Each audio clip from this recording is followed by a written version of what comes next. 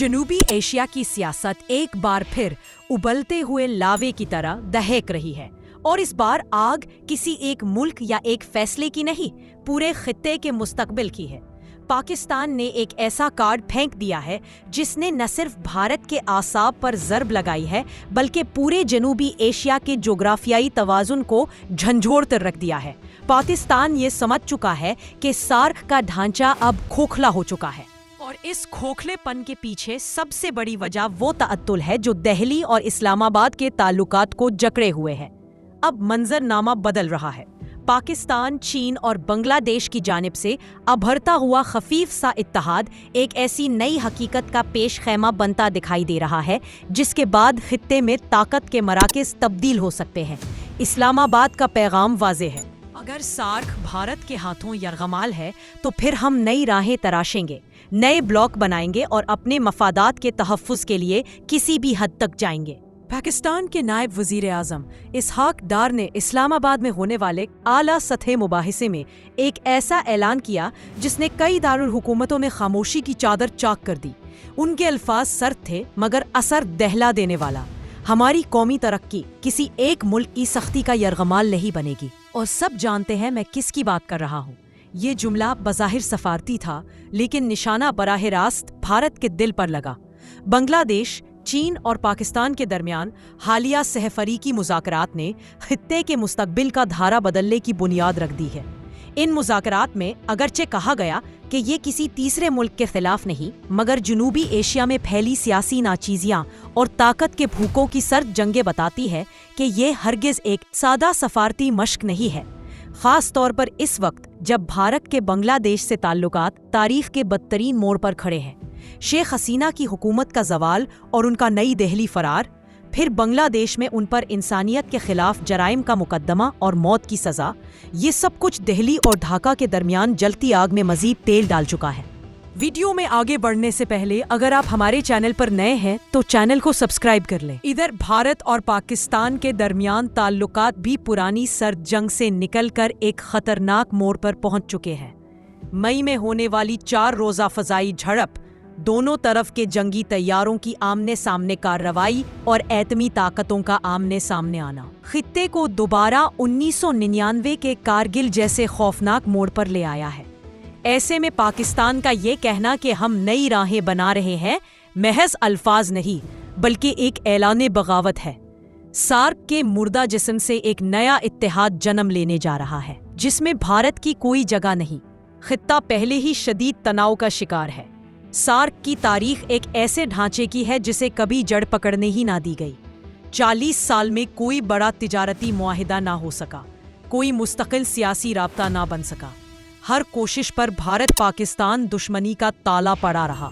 2016 में सार्क सरबराह इजलास भारत के बाइकॉट की वजह से इल्तवा का शिकार हुआ और तब से ये तंजीम अमलन मुर्दा पड़ी है। हालांकि ये खित्ता दुनिया की सबसे बड़ी 2 अरब आबादी रखता है मगर आपस की तिजारत चंद अरब डॉलर से ज्यादा नहीं। वर्ल्ड बैंक के मुताबिक जनूबी एशिया के ममालिक अगर रुकावटें हटा दे तो तिजारत मौजूदा 23 अरब से बढ़कर 67 अरब डॉलर तक जा सकती है। लेकिन भारत और पाकिस्तान के बंद रास्ते इस खित्ते को मुआशी यरगमाल बनाए हुए हैं। 2018 में दोनों के दरमियान तिजारत महज 2.4 अरब डॉलर थी जो 2024 में सुकर कर सिर्फ 1.2 अरब रह गई, जबकि बैकडोर ट्रेड 10 अरब डॉलर से ज्यादा है। ये सब खित्ते की तकसीम की गवाही देता है, ऐसी तकसीम जिससे सबसे ज्यादा नुकसान SARC को हुआ। अब सूरत हाल ये है कि भारत खुद SARC से निकलकर बिम्स्टेक, BBN जैसे मुतबादिल ग्रुप बना चुका है और अब पाकिस्तान भी उसी सिमत कदम बढ़ा रहा है। फर्क सिर्फ ये है कि भारत ने उसे क़यादत के अंदाज में किया जबकि पाकिस्तान इसे बचाव और नई शुरुआत के तौर पर देख रहा है। पाकिस्तान जानता है कि खित्ते में चीन की बढ़ती ताकत और बांग्लादेश के साथ नई गर्मजोशी इसे एक ऐसा प्लेटफॉर्म दे सकती है जो भारत के असर को तोड़ दे। लेकिन असल सवाल ये है, क्या नेपाल, श्रीलंका, मालदीव और भूटान जैसे ममालिक पाकिस्तान, चीन, बांग्लादेश इत्तेहाद में शामिल होने का खतरा मोल लेंगे? हकीकत ये है कि ये ममालिक अब भी भारत के माशी असर में जकड़े हुए हैं। कोई भी मुल्क खुलकर भारत के खिलाफ नहीं जाएगा मगर वो सार्क के मुर्दा जिस्म के साथ भी नहीं जुड़े रहना चाहते। ऐसे में पाकिस्तान के पास एक सॉफ्ट ओपनिंग है। وہ سے فریقی تعاون کو آہستہ آہستہ معاشی، تجارتی اور ٹیکنالوجیکل منصوبوں میں تبدیل کر سکتا ہے اور پھر ان ممالک کو دھیرے دھیرے اس طرف کھینچ سکتا ہے۔ یہ ایک آہستہ مگر خطرناک کھیل ہوگا۔ سفارتکاری کی میز پر ہنسی، لیکن پردے کے پیچھے ایجنسیوں، بحری جہازوں، معاشی دباؤ اور اسٹریٹجک تعاون کی خاموش جنگ، بالکل وہ سب کچھ جو عالمی سیاست کی اصل تصویر ہے۔ پاکستان کی ایک مشکل یہ بھی ہے کہ خطے کے کئی ریاستی ادارے خود بھی بھارت کے خوف یا چین کے دباؤ کے درمیان مستقل توازن کی تلاش میں رہتے ہیں، لیکن حالات اس نہج پر پہنچ چکے رہے کہ اب خاموشی اور تذبذب سے کچھ نہیں مل سکتا، اور شاید اسی لیے پاکستان نے اب ایک نئی راہ نکالنے کا فیصلہ کیا ہے، ایک ایسی راہ جس سے بھارت کو الگ رکھ کر یہ ثابت کیا جا سکے کہ جنوبی ایشیا کا مستقبل دہلی کے رحم و کرم پر نہیں چھوڑا جا سکتا۔ دنیا دیکھ رہی ہے کہ یہ نیا اتحاد کب اور کیسے عملی شکل اختیار کرتا ہے۔ اگر کامیاب ہوتا ہے تو سارک ہمیشہ کے لیے تاریخ کے قبرستان میں دفن ہو جائے گا، اور اگر ناکام ہوتا ہے تو پورا خطہ وہی رہے گا، تقسیم شدہ، پسماندہ، بے ربط اور دو بڑے دشمنوں کی ضد میں جکڑا ہوا۔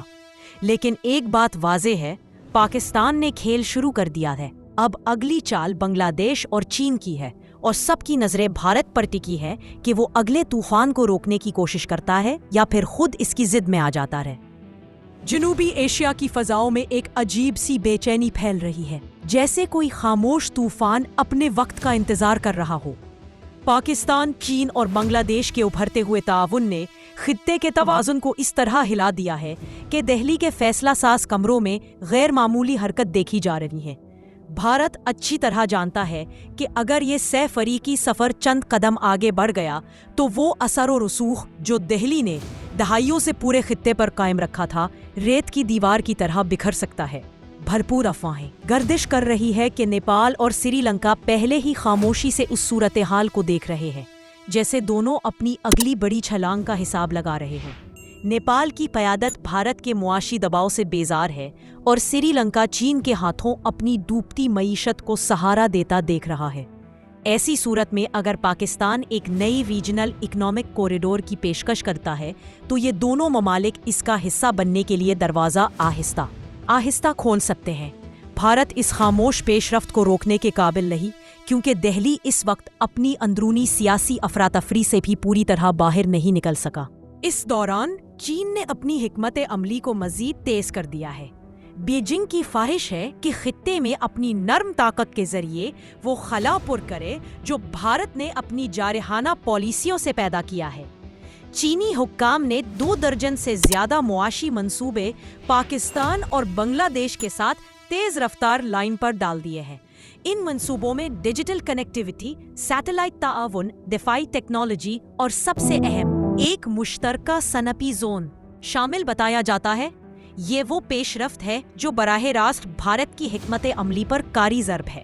خطے کے تجزیہ کار اب کھل کر کہہ رہے ہیں کہ پاکستان جس اتحاد کی بنیاد رکھ رہا ہے وہ روایتی سفارتی کھیل نہیں بلکہ ایک اسٹریٹجک کمبل ہے جو پورے جنوبی ایشیا کی سیاست کو ایک نئی شکل دے سکتا ہے۔ اور خوفناک بات یہ ہے کہ اس نئی شکل کے مرکز میں بھارت نہیں، چین ہوگا، اور بھارت اس حقیقت کو قبول کرنے کے لیے تیار نہیں۔ دوسری جانب افغانستان ایک الگ ہی دھماکہ خیز حقیقت ہے۔ کابل طالبان کے زیر انتظام خطے میں ایک بڑی پاور ویکیوم کا باعث بنا ہوا ہے۔ بھارت نے وہاں اپنے تمام سیاسی، تجارتی اور سیکیورٹی منصوبے کھو دیے ہیں۔ پاکستان اس صورتحال کو بطور اسٹریٹجک برتری استعمال کر رہا ہے، کوشش کر رہا ہے کہ کابل کو مستقبل کے کسی بھی ریجنل اسٹرکچر میں شامل کرے۔ اور دلچسپ بات یہ ہے کہ چین اس کے لیے پوری طرح تیار ہے۔ افغانستان کی شمولیت بھارت کے لیے سب سے بڑا جغرافیائی جھٹکا ہوگا، کیونکہ اس سے بھارت کا پورا شمالی راستہ ہمیشہ کے لیے پٹ سکتا ہے۔ بنگلہ دیش کی سیاست بھی دہلی کے لیے یکسر بدل چکی ہے۔ حسینہ واجد کی واپسی نہ صرف ناممکن نظر آتی ہے بلکہ ان کے خلاف نیا آرڈر بنگلہ دیش کی عوام میں بھارت مخالف جذبات کو اور بھڑکا چکا ہے۔ ڈھاکہ جانتا ہے کہ بھارت کی سیاسی پالیسی نے انہیں اندرونی بدحالی کے دہانے پر چھوڑا، اسی لیے بنگلہ دیش اب ایک ایسے راستے کی تلاش میں ہے جہاں اسے ہندوستانی اثر رسوخ کے سائے میں رہ کر فیصلے نہ کرنے پڑے۔ پاکستان یہی خلا بھرنے کی کوشش کر رہا ہے اور چین اس کے لیے معاشی طاقت فراہم کر رہا ہے۔ بھارتی پالیسی ساز اب اس مخمصے میں پھنس چکے ہیں کہ کیا وہ کھلے عام اس نئی پیش رفت کی مخالفت کرے یا خاموش رہ کر صورتحال کو بھانپے۔ خاموش رہنا خطرناک ہے، مگر کھل کر مخالفت کرنا اس بلاک کو مزید مضبوط بنا دے گا۔ اس سفارتی کشمکش نے دہلی کو پہلی بار ایسے مقام پر لا کھڑا کیا ہے جہاں اس کی ہر چال الٹا پڑ سکتی ہے۔ جنوبی ایشیا کا توازن اب ایک دھاگے پر لٹکا محسوس ہوتا ہے۔ ایک طرف بھارت اپنی طاقت کے گھمنڈ میں تنہا ہوتا جا رہا ہے، دوسری طرف پاکستان اور چین مل کر خطے کا پورا نقشہ تبدیل کرنے کی تیاری میں ہے۔ تجارت، ٹیکنالوجی، ڈپلومیسی، سیکیورٹی، ہر میدان میں نئی صف بندیاں بن رہی ہیں۔ عالمی طاقتیں بھی اس صورتحال کو غیر معمولی سنجیدگی سے دیکھ رہی ہے، کیونکہ اگر جنوبی ایشیا میں کوئی نیا اتحاد مضبوط ہو گیا تو عالمی سیاست میں ایک نیا پاور بلاک ابھر آئے گا۔ یہ سب کچھ بتاتا ہے کہ آنے والے مہینے یا شاید آنے والے چند ہفتے جنوبی ایشیا کے مستقبل کو ہمیشہ کے لیے بدل سکتے ہیں، اور اگر پاکستان اپنا یہ نیا کھیل کامیابی سے جاری رکھتا ہے تو بھارت کی دہائیوں کی ریجنل تھیوری زمین بوس ہو سکتی ہے، اور خطہ شاید پہلی بار ایک ایسے دور میں داخل ہو جائے جہاں پاکستان اور چین کی مشترکہ اسٹریٹجک طاقت بھارت کے لیے ایک نہ ختم ہونے والا درد سر بن جائے۔ میں ہوں آپ کی ہوسٹ اور ڈیفنس انالسٹ ایرا خان، اور آپ دیکھ رہے ہیں global defence secrets. For more defence information subscribe Global Defense Secrets and our second channel, Defense Secrets 360, and press the bell icon.